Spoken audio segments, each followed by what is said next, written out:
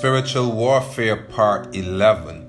In Ephesians chapter 6 verse 18 we read, praying always with all prayer and supplication in the Spirit, and watching thereunto with all perseverance and supplication for all saints. And so the next weapon of our warfare as part of the Christian's armor is the weapon of all prayer.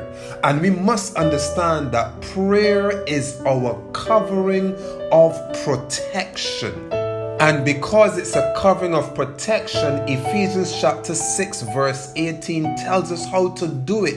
It says prayer always with all prayer and supplication. When and where, beloved? In the Spirit. And so if we are praying with all prayer and supplication in the Spirit, it means then our minds are continually open to God.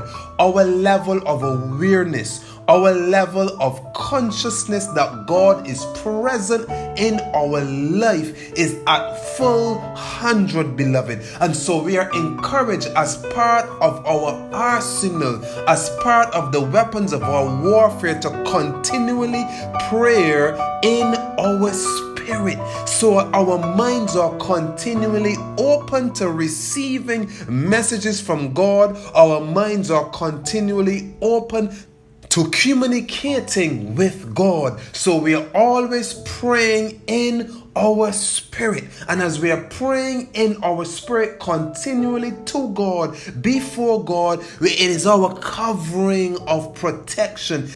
Because we are acknowledging the presence of God in our lives. We are acknowledging that God is with us. And if He is with us and we love Him, all things work together for our good. So prayer then becomes our covering of protection. Prayer writes the script for our day, our week, our month, our year, our life. Prayer writes the script for all of our plans. Prayer as a spiritual weapon is simply not you making a request to God for something. Prayer is not you simply asking God. Prayer is recognizing that God is present and available in your life. Prayer is connecting yourself with God. Prayer is being real and true with God. And if it is all prayer, we are being real and true with God. We are giving God a running commentary about our present state of mind. We are giving God a running commentary about our present emotional state.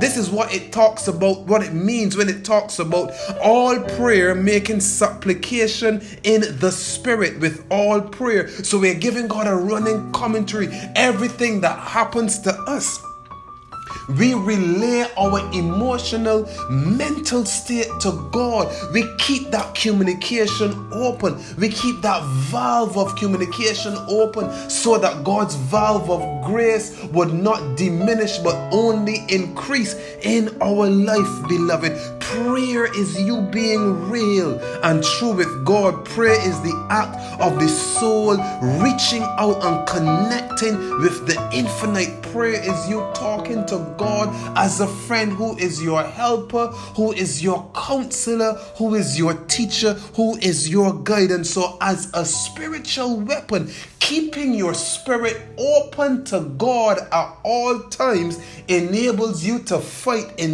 this spiritual warfare that we battle on a day-to-day basis, because regardless of your conscious agreement to this spiritual battle, you have to fight it. Whether you're fighting it consciously or willingly or unwillingly, every day we fight a spiritual battle. So if we have to fight regardless of our state of mind, it is best if we fight the spiritual warfare with the armor of God, and specifically all prayer, putting all prayer to its fullest use in your life.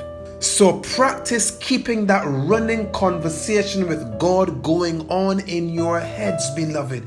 Practice keeping that running commentary going on about your day, about how you are feeling, about how you see things, about how things hit you and rest upon your spirit. Keep responding to them and responding to God about them as they happen.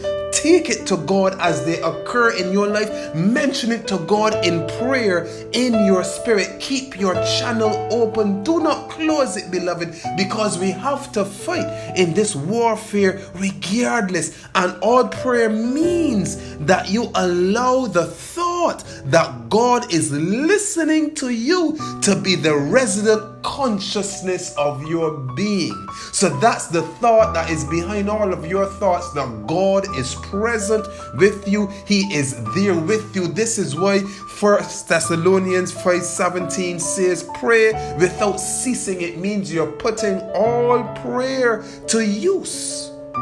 So to pray without ceasing then means that you keep a consciousness of God being with you every moment of the day. You speak to him in your mind as though he is present with you, because he is, and you're not pretending that he is present.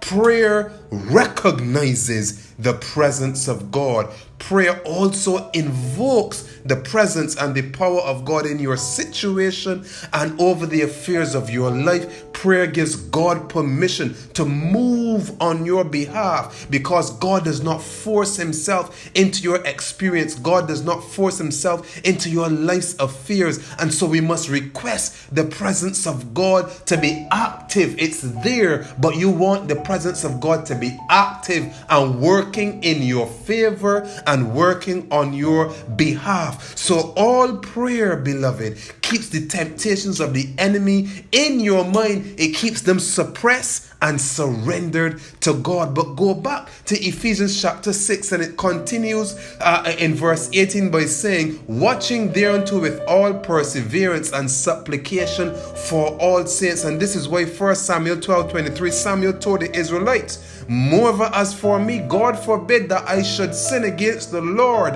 in ceasing to pray for you, but I will teach you the good and right way. So do not sin against your brethren by ceasing to pray for them. Practice, form a habit of when a person comes into your mind, when you think of them, when you see them, you just say a short prayer for them. Make it a habit that you will not sin against their soul or your soul. This is what it means to practice all prayer, which in its essence is always communicating with God. This is the Word of Life with Andre Knight.